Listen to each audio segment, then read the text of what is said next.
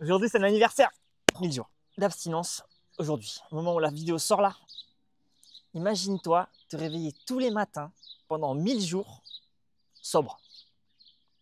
Sans gueule de bois, sans regret, avec l'esprit clair et le corps en forme. Et que ça dure vraiment, de façon stable. Qu'est-ce que je suis content. Parce que je lis vos commentaires, je lis vos retours et je sais qu'aujourd'hui, il y en a qui sont dans la lutte, il y en a qui sont dans la difficulté. Et je voulais vous dire que j'étais exactement à la même place que vous. Il y en a parmi vous qui sont certainement fatigués de recommencer tout le temps et qui ont cette petite question dans la tête. Putain, pourquoi est-ce que c'est aussi difficile? Si c'est ton cas, je voudrais te dire que cette vidéo est pour toi. Parce que oui, j'étais exactement à la même place que toi, dans le brouillard total, dans la brume. Et je me rappelle que ce matin-là, de cette gueule de bois-là, j'ai pris mon téléphone et j'ai appelé à l'aide. J'ai reconnu que ça y est, je m'en sortais plus, j'y arrivais plus et j'avais besoin d'aide. Aujourd'hui, je me sens vraiment serein dans mon abstinence et je pense vraiment, quand je le dis, je le pense sincèrement, je ne boirai plus jamais d'alcool de ma vie. Je n'ai plus peur des rechutes et pour moi, ça n'a rien à voir avec une volonté surhumaine ou une force de caractère que tu ne peux pas avoir. En fait, je pense que ce que j'ai fait, tout le monde peut le faire s'il met les bonnes pièces du puzzle aux bons endroits. En fait, je voudrais te partager les déclics qui m'ont permis d'appuyer ces 1000 jours d'abstinence et de sortir de cette lutte et de sortir du cycle des rechutes pour passer dans une abstinence heureuse et facile. En fait, c'est des suites de petits détails qui, cumulés, mis bout à bout, jour après jour, ont fait que j'ai complètement changé ma façon de penser et j'ai complètement changé ma vision du produit et en fait, j'ai envie de te partager toutes ces petites étapes et toutes ces actions concrètes que j'ai mis en place pour réaliser ce déclic. Parce que non, moi, j'ai pas fait les 12 étapes. Moi, j'ai pas mangé des baclofènes ou des Céresta comme des M&M's. Je me suis pas mis à creuser mon passé avec des psys. Et en fait, j'ai pris un chemin que j'ai construit et que j'ai envie de partager. Voilà.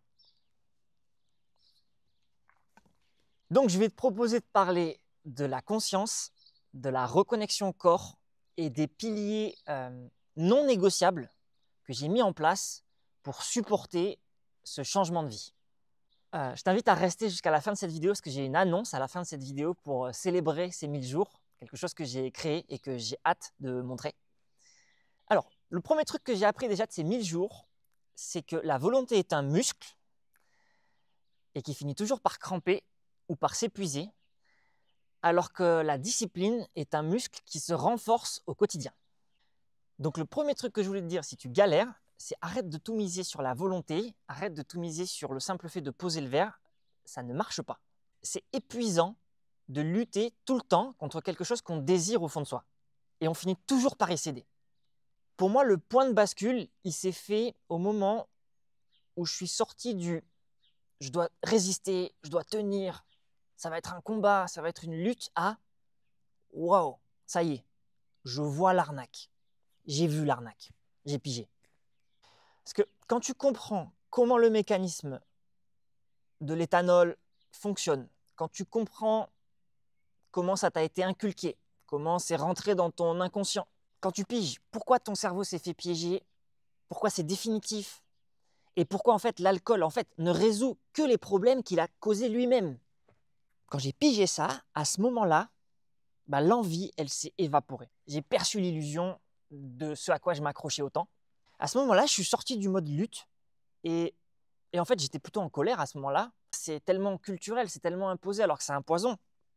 Et ensuite, j'ai été en colère contre moi-même de tout le temps que j'avais gâché, de toute cette illusion que j'avais nourrie et que je n'ai pas voulu lâcher, et que j'ai mis tant de temps à lâcher, au point de m'abîmer le corps. Il y a eu un peu d'ego qui a été piqué, de me dire « Waouh, comment j'ai pu me faire avoir aussi longtemps ?» Et ce changement de vision, ce changement de compréhension, il a eu des conséquences sur moi assez importantes. Et j'ai dû mettre en place des outils beaucoup plus concrets, parce que ça, c'est très théorique. Mais ensuite, il faut passer au concret. Il faut des actions, il faut des gestes, il faut des choses qu'on répète, il faut des habitudes, il faut des routines. Il faut mettre en place de la discipline pour « Ok, j'ai perçu l'illusion, mais comment j'en sors ?» En fait, il y a vraiment des éléments qui, dans ma vie, sont devenus totalement non négociables et que j'essaye de faire tous les jours. C'est des grands piliers qui, moi, m'ont transformé dans ma sobriété, que je vais te partager. Dans cette vidéo, je vais t'en parler de 5. Il y en a d'autres, mais ils sont moins importants et j'avais envie vraiment de centraliser sur 5 leviers que tu peux actionner rapidement si tu en es à quelques semaines de sobriété, si tu en es à 1 mois, si tu en es à 3 mois. J'en vois plein là qui ont, parmi vous qui ont commencé au Dry January et qui sont dans cette phase difficile où d'un coup il y a un vide, il y a un creux et qu'est-ce qu'on met à la place? Qu'est-ce qu'on met à la place pour ne pas avoir l'impression qu'on perd quelque chose? Parce que ça, c'est une posture essentielle, c'est que tant que tu n'as pas compris que tu ne perds rien, tu es triste.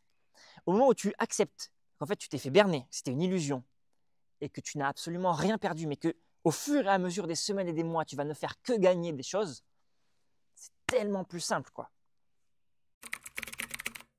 Déjà, un truc qui a changé énormément de choses dans ma vie, c'est le travail du souffle.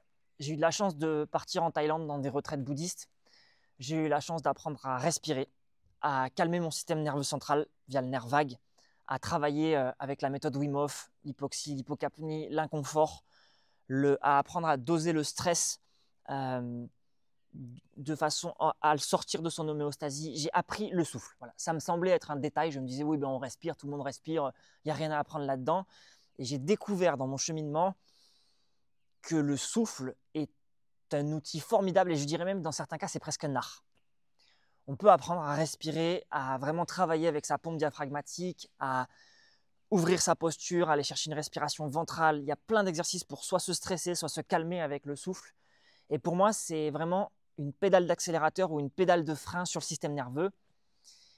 Et ça a été un outil fondamental qui a changé ma vie. D'où le fait que j'ai envie de partager ça, que j'ai envie d'amener des pistes de réflexion sur ce sujet-là et des vidéos guidées de méditation, de yoga nidra. Pour moi, c'est essentiel. Même si vous commencez par 2 minutes par jour, que vous allez faire des vidéos de méditation sur YouTube où vous écoutez de la musique, où vous asseyez en silence sans rien faire en travaillant le souffle, ça va vraiment vous apporter quelque chose sur le long terme. Ça, j'en suis sûr. Le souffle, aujourd'hui, faire attention à son souffle, c'est vraiment pour moi, c'est une encre. C'est le meilleur outil de gestion émotionnelle que j'ai trouvé pour accélérer quand c'est bas, freiner quand c'est trop haut. Voilà, c'est mon encre. Le travail respiratoire aujourd'hui, c'est une encre sur le bien-être. Et j'en suis convaincu, et la science le prouve, il y a énormément d'études qui sont en train de le prouver. Ce n'est pas un truc, voilà, on agit littéralement en oxygénant le cerveau, en allant, ça agit sur plein de phénomènes physiologiques. Dans le système nerveux autonome, la respiration est la seule chose sur laquelle vous pouvez prendre le contrôle. Voilà. C'est la porte d'entrée pour réguler le système nerveux autonome. Mon deuxième pilier, un peu plus intense, c'est le froid. Je me baigne régulièrement. J'ai commencé par les douches froides, puis j'ai commencé à me baigner beaucoup plus en nature en hiver. Et enfin, je suis allé dans des lacs de montagne, nager dans des lacs de montagne. Et enfin, en dernier point, j'ai mis un congélateur qui est branché, qui fait de la glace et qui maintient de l'eau à 0 degré pour pouvoir me baigner régulièrement dans l'eau glacée. Pourquoi? C'est un formidable régulateur de dopamine. C'est un espace où je peux travailler le stress. Travailler le stress, un stress physiologique très intense. Et c'est un lieu pour moi c'est comme un dojo. C'est un endroit où je vais progresser 3 minutes par jour, 5 minutes par jour dans l'inconfort. Je vous invite à creuser le sujet des douches froides. Et ce n'est pas un truc pour être ultra productif, être le Mister Discipline. C'est un outil de confiance en soi aussi. Quand tu es capable de gérer du stress très intense dans du froid et que tu te dis ouais, j'ai réussi à canaliser mon stress, à calmer l'alerte rouge que mon stress m'a envoyé sous adrénaline, sous cortisol, alors je peux calmer des stress émotionnels importants, que ce soit dans le business, que ce soit dans mes échanges, des fois dans des échanges qui peuvent être conflictuels. Hop, j'arrive à revenir à un centrage, à un ancrage, et ça c'est hyper précieux. Pour ceux qui ne sont pas abonnés, comme d'hab, pensez à vous abonner. Vous êtes 80% à ne pas le faire, hein, bande de petits coquinous. Il va falloir appuyer sur le bouton, c'est pas compliqué. Troisième pilier, c'est extrêmement basique, hein, vous allez me dire, c'est le mouvement. J'ai remis beaucoup plus de mouvement dans ma vie à travers le sport, que ce soit la calisthénie, que ce soit la course à pied. Je suis devenu marathonien en l'espace d'1 an, là, que ce soit la marche avec le père là. En fait, c'est de mettre du mouvement tous les jours. Ça permet de faire circuler l'énergie, ça permet d'envoyer des bonnes hormones dans le corps, ça fait des endorphines. Et pour toute personne qui a des soucis d'addiction, générer de l'endorphine, aller se faire mal au sport, c'est éviter de se faire mal le soir. Donc choisissez des douleurs qui vous font du bien. Soyez progressif, bien sûr. Je ne dis pas qu'il faut devenir du jour au lendemain marathonien. Je vous dis juste que le mouvement, quelle que soit la forme, que ce soit, voilà, trouvez votre forme, trouvez quelque chose qui vous fait plaisir, qui vous fait du bien. Si vous voulez le faire avec des gens, si vous voulez le faire seul, vraiment remettre du mouvement, ça a été vraiment l'opération gagnante. Donc je le conseille, vraiment, n'hésitez pas à trouver des choses qui vous font plaisir, faites-vous du bien, ça marche à tous les coups et ça vous fait gagner du temps de vie. Il y en a qui me disent, t'es drogué au sport. Peut-être, oui, je suis drogué au sport si tu veux, mais c'est pour moi une des rares drogues qui augmente ta durée de vie. Alors qu'il y a beaucoup de drogues qui la réduisent. Donc celle-là, je prends. Voilà. Quatrième pilier, j'ai beaucoup travaillé sur l'étude de mes pensées, ce que j'appelle la conscience, c'est-à-dire monitorer et garder un contrôle le plus constant possible de ses pensées. Et pour ça, je fais aussi un travail avec l'écriture. Je fais beaucoup de ce qu'on appelle de journaling. Je prends le temps de poser mes pensées, de décharger le soir, d'observer le matin après ma méditation et j'essaye de refléter pour que mes pensées soient alignées avec mes paroles et que mes paroles soient alignées avec mes actions. J'essaie d'aligner mes projets à court terme, à moyen terme, à long terme et tout ça, je le centralise dans une structure qui me soutient depuis 3 ans, que je vous montrerai, qui était un système basé sur la méthode de Ryder-Carroll, le bullet journal. Et c'est quelque chose qui m'a énormément aidé parce que j'avais un cerveau qui avait besoin de poser, de structurer, d'écrire, de décharger. Parce que je soupçonne qu'il y en a beaucoup dans l'alcool qui fuient leur stress, qui fuient leurs pensées incessantes, qui fuient leurs ruminations et qui d'un coup shut down le système. Ils font taire ça avec 3 whisky. C'est sûr que tu ne penses plus aux problèmes de demain, tu ne penses plus aux objectifs à 6 mois ou à 1 an.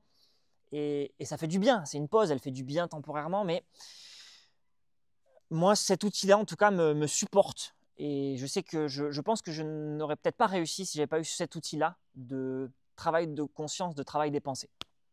En fait, ça m'a permis de prendre beaucoup de recul sur ma pensée en arborescence, ça m'a permis de mieux cadrer mes projets, d'être plus efficace.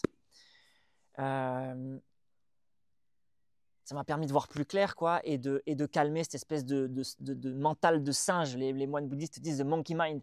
Tu sautes de branche en branche et tu sautes et en fait, tu es épuisé tout le temps. Et puis à un moment, tu n'en peux plus, tu n'arrives plus à dormir parce que ton cerveau ne veut pas s'arrêter. Et du coup, tu le termines le soir avec 4 shooters et 9 bières. Et forcément, tu t'endors. Mais le sommeil est pourri et tu n'as rien résolu. Donc, c'est un vrai support, moi, l'écriture. 5e pilier, j'avais perdu un grand plaisir qui était celui de la lecture. Et la sobriété, l'abstinence m'a permis de me remettre à lire et de les synthétiser, de prendre des notes, de connecter ces notes dans un logiciel de second cerveau qui est Obsidian, qui m'a permis de retrouver de la créativité, de retrouver du plaisir d'apprendre, de retrouver le plaisir de creuser des sujets qui m'animent. Et c'est vraiment... Ça a été aussi un énorme changement je ne me servais plus de mon cerveau avec l'alcool et là j'ai pu récupérer mes facultés, j'ai pu continuer me remettre à créer des choses, à reprendre, à écrire à lire, quoi, à apprendre et à m'enrichir. Et en fait, c'était un espace que j'avais laissé très vide. Et il y en a qui me parlent là dans les commentaires du vide qu'ils ressentent. Bah, cherchez à vous remplir. Et je pense que les téléphones nous vident. Je pense que les écrans nous vident alors que les livres nous remplissent. Le souffle, le froid, le mouvement, l'écriture, la lecture, ce n'est pas des gadgets. Ce n'est pas des petits gadgets que tu fais, c'est des vrais piliers fondamentaux que je me suis appliqué à pratiquer quotidiennement, qui ont été la structure de base de cette sobriété à long terme, de cette abstinence heureuse, en plus des mécanismes de compréhension et de sortie de l'illusion. En fait, c'est l'approche tête, corps, habitude. Voilà. C'est une espèce c'est s'intéresser, c'est holistique. C'est pas juste s'intéresser à je pose mon verre et c'est bon, j'ai réussi. Tu vois. Ça marche pas en fait. Il faut avoir une approche plus complète. Après, on pourrait parler de nutrition, sommeil. On peut parler de plein d'autres sujets qui débordent. À un moment, il faut que je réduise les vidéos.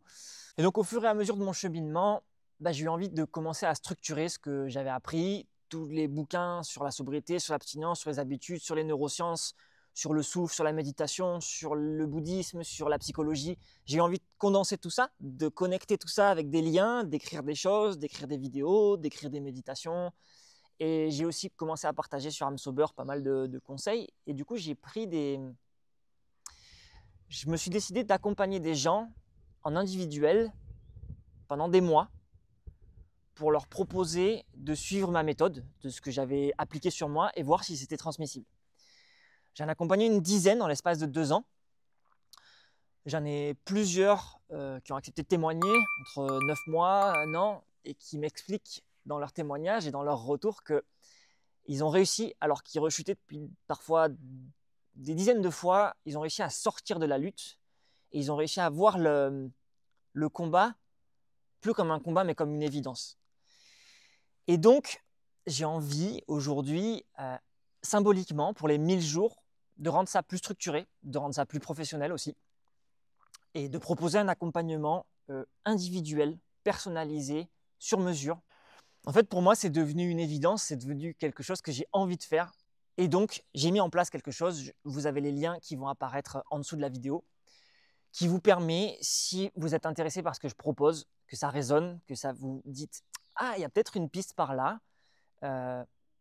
vous pouvez prendre un rendez-vous et on fait un état des lieux d'1 heure ensemble pour voir où vous en êtes, ce que vous avez déjà mis en place ou pas, et est-ce que moi je peux vous aider ou vous accompagner sur la durée via un coaching suivi pour plusieurs mois. En fait, pour moi, ça, c'est une façon de mettre mon chemin, mes propres erreurs et mes pires gueules de bois à votre service. Je vais me limiter à 3 personnes maximum pour faire de la qualité, tout simplement parce que ça prend beaucoup de temps, que j'ai à côté un autre boulot. J'ai envie de faire ça avec des gens ultra motivés, qui ont pigé ce que je veux faire et qui sont vraiment prêts à s'impliquer et à faire les efforts que ça demande. Voilà, conclusion de cette vidéo, 1000 jours, pour moi, ce n'est pas une fin, ce n'est pas une étape incroyable, même si elle me fait plaisir parce qu'elle marque 4 chiffres et ça fait plaisir. Mais pour moi, en fait, je ne compte pas les jours en avançant jusqu'à ma rechute. Moi, je compte en m'éloignant du verre le plus important que j'ai jamais bu, le dernier, le 23 juillet 2022, le jour où je me dis « Ouh, là j'ai perdu ». Ce verre-là, qui était la suite d'une longue soirée d'anniversaire, je me dis que ce verre-là est le verre le plus important de ma vie, parce que c'est le dernier. Et je compte en m'éloignant de ce jour-là. Donc ça fait 1000 jours que je suis éloigné de ce dernier verre. Dieu merci.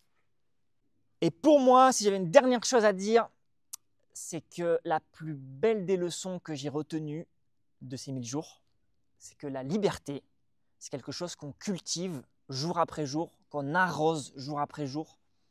Et cette liberté m'offre aujourd'hui énormément de bonheur.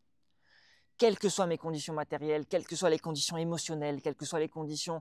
on a tous des hauts, des bas, on a tous des parcours différents, mais vraiment la liberté, s'offrir ce cadeau, s'offrir de sortir de sa prison, c'est vraiment un cadeau à soi-même. Et je me remercie tous les jours d'avoir osé faire ce premier pas le lendemain et d'avoir appelé à l'aide ce jour-là. Ça m'a probablement sauvé la vie. Et à bientôt!